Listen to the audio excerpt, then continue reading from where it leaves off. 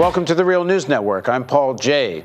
In Egypt, at least 278 people have been killed in the latest round of violence as military forces, for the third time in recent weeks, have massacred supporters of ousted President Mohamed Morsi. Officials have said 43 policemen died in the assault. Muslim Brotherhood claims 500 protesters were killed and 9,000 were wounded.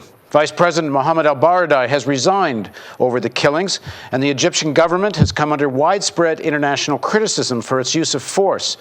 The government has declared a state of emergency for 30 days, which includes a nighttime curfew.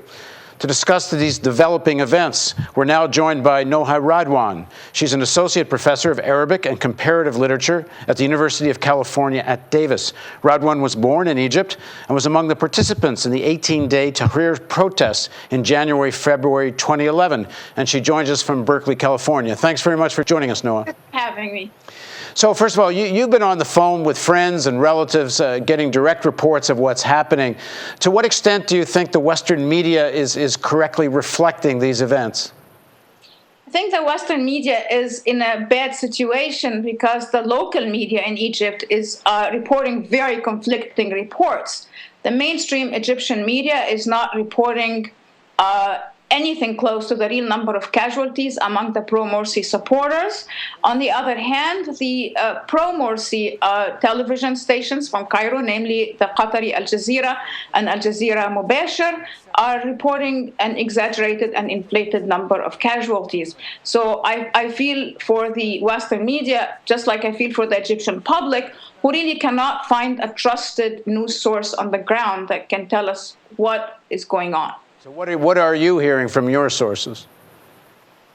Again, my sources, like much of the Egyptian public, are very polarized. People are listening for what they really want to hear. It is difficult to get an accurate number of the dead and injured. I think we would be in the ballpark if we talk about somewhere between 200 and 300 pro-Morsi supporters and tens of police officers and military personnel. So one thing is clear, whether we know exact numbers of dead or not, it seems pretty clear there has been a massacre, another massacre, that the military forces, military government has essentially cleared the pro-Morsi campers. I mean, all that is not in dispute. Let's go a little bit into why this is all happening. It wasn't that long ago there seemed to be a kind of love affair between the Muslim Brotherhood and the military. The Qatar seemed to have maneuvered a kind of marriage between the two that had been blessed by the White House. Muslim Brotherhood was going to manage Egypt more or less on behalf of the West. They were negotiating debt relief from the U.S. government. The Americans blessed the IMF developing a loan plan for Egypt under Morsi. So everything looked like that's the direction things were going in. Now it starts to look like, did the army simply give the Muslim Brotherhood enough rope to hang themselves? And are they now deliberately creating a situation where there's no possible response from the Muslim Brotherhood other than a violent one? In other words, they get the terrorists they need to fully reinstall a military dictatorship. Yes, Paul, I think you're right on most of what you just said. I think we also need to start by condemning the excessive use of violence on the part of the Egyptian police. This is their policy. They do not know how to break sit-ins without excessive use of violence. So we need to start by condemning the excessive use of violence on the part of the Egyptian police. The military asked for a mandate from the Egyptian people on the 26th of July to do what is necessary as measures of counterterrorism. We all understood that this was for them to break the sit-ins in both Rabaa Square and Nahda Square in Cairo and in other places. And we have waited long enough, hopefully, for them to develop a policy that would minimize the bloodshed. The policy that we're seeing on the ground right now is not minimizing bloodshed. There's a lot of use of live bullets and shooting to kill.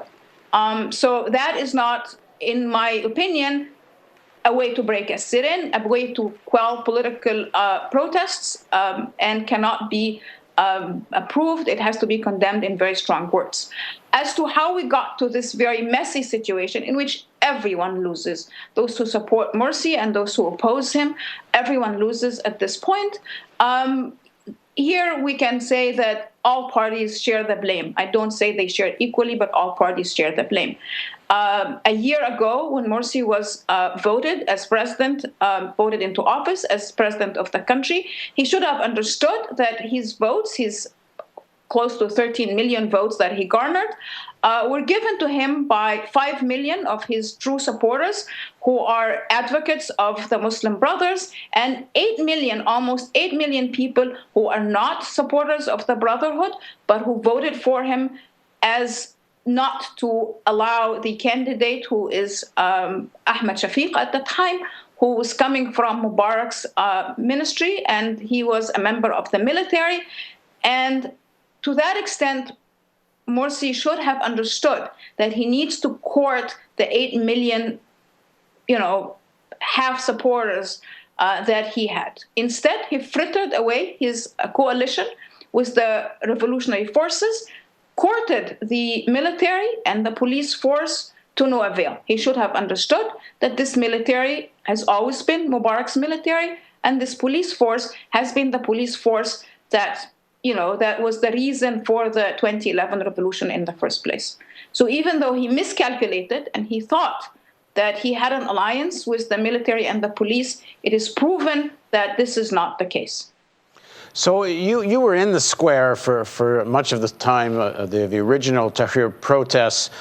Recently, many of those same people who, after those protests in the first period of military dictatorship before the elections, originally you had this, the people in the army are one, and then it came to the point with military dictatorship, and then many of those same people, when they wanted to bring down Morsi, went back to the people in the army are one, and it helped create conditions for this crackdown on Muslim Brotherhood and the overthrow of Morsi.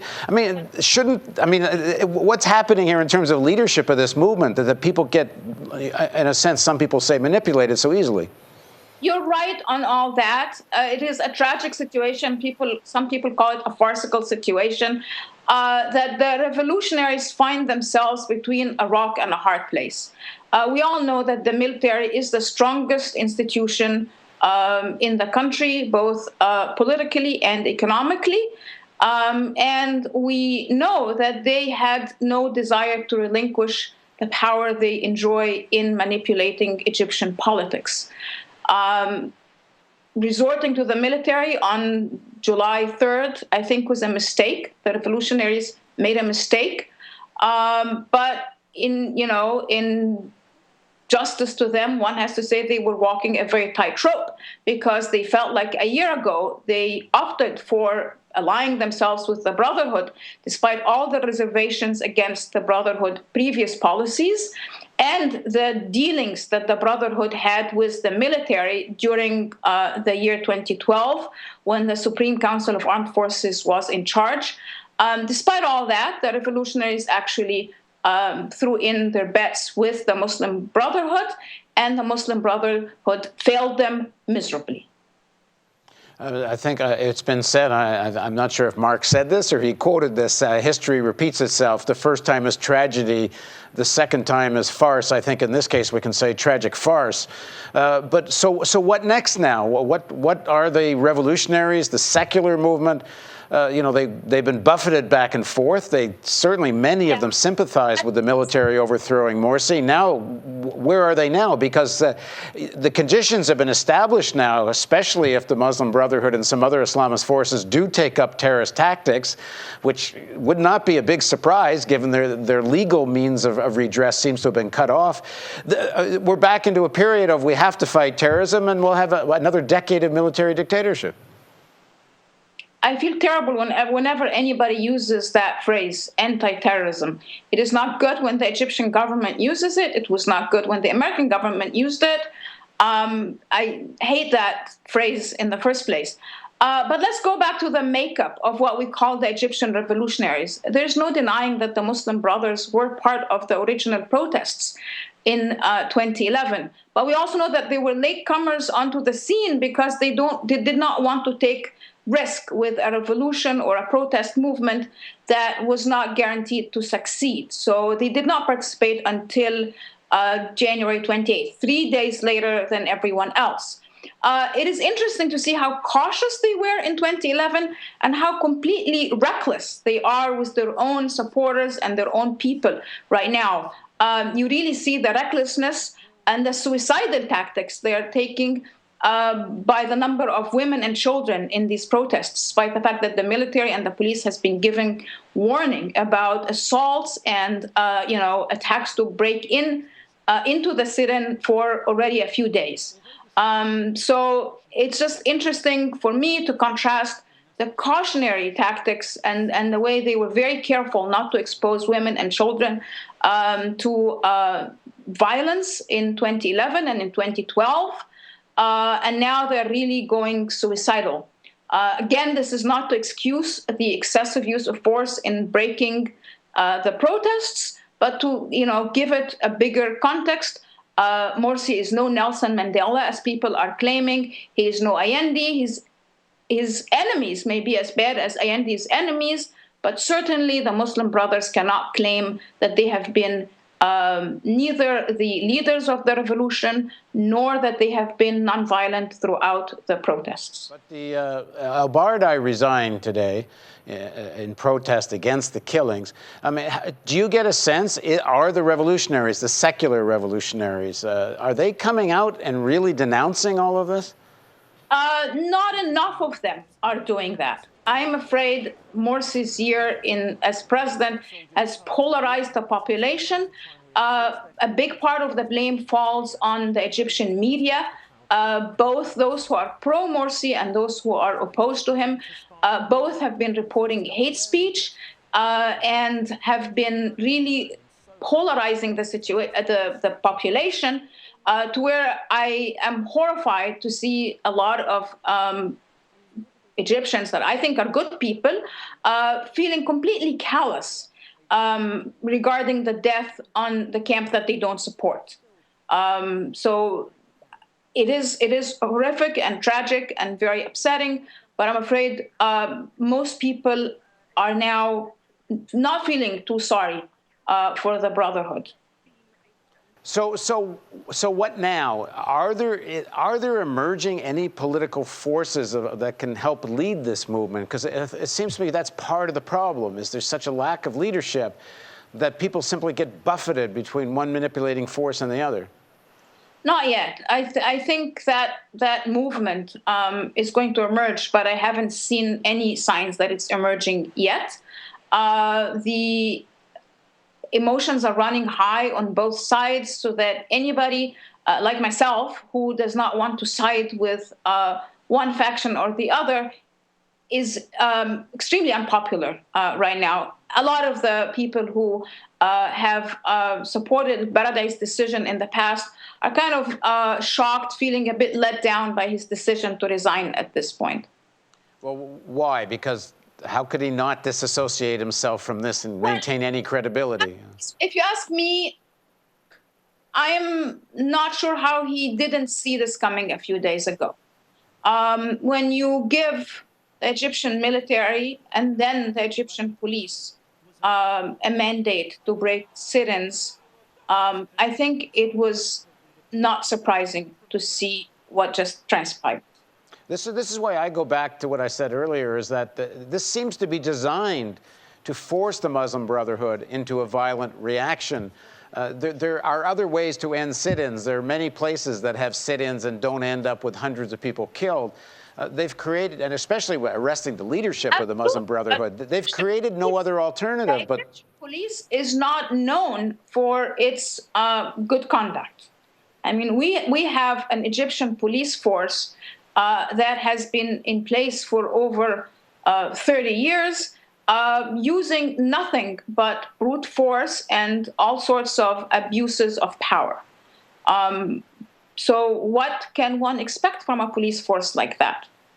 And of course, the United States, their fundamental alliances with the military, so one way or the other, they're not going to do anything that jeopardizes that. Yes, don't get me started on the American policy. I feel like the Americans are just waiting for the winner so that they can start playing with the winner. I don't believe that the Americans had a particular alliance with the Muslim Brothers, which is actually a very common belief on the Egyptian streets. I think they were happy to interact with the Supreme Council of Armed Forces in 2012 and would have had no problem with the Supreme Council of Armed Forces staying in power as long as the Egyptian people tolerated and as long as things were stable. It was thanks to a lot of street protests that SCAF decided to actually hold the presidential elections when it did at the beginning of 2012. If you remember the original plan when Mubarak stepped down, SCAF announced that they're going to rule the country for 2 years and not just one. And it was street protests that reduced that period to 1 year. The Americans did not raise a finger then. Then the Muslim Brothers came to power, and as long as it looked like they could keep the country stable, keep the neoliberal economic policy going, maintain the Camp David agreement with Israel, as long as that was in place, the Americans were willing to accept the Muslims. And Qatar, which is their close ally in the Middle East, along with the Saudis. But Qatar is the new kid on the block. They're trying to play the role that the Saudis have typically played in the region. I think not with a whole lot of success. After the, I don't want to call it coup or revolution. I don't really want to get into the discussion. It's an inane and irrelevant discussion. But after what happened on July 3rd, the Saudis were the first to congratulate the Egyptians on getting rid of the rule of the Brotherhood, and so was the United Arab Emirates. Everybody has their own agenda. No one really cares about the original aspirations of the Egyptian public and the goals of the revolution. If you remember, it's very simple. It's bread, freedom, and social justice. At this point, all of these demands have been put on the back burner. I think Egyptians are not going to see freedom in the name of freedom of, as freedom of expression or freedom of political participation for a long time to come. All issues that have to do with social justice, which to me are the most important part of all these protests and revolutions and God knows what that we've been going through for the last 3 years, all of this has now been put on the back burner. So in the name of anti-terrorism, we're going to see some very bad years. All right, thanks for joining us, Noha. You're very welcome. And thank you for joining us on the Real News Network.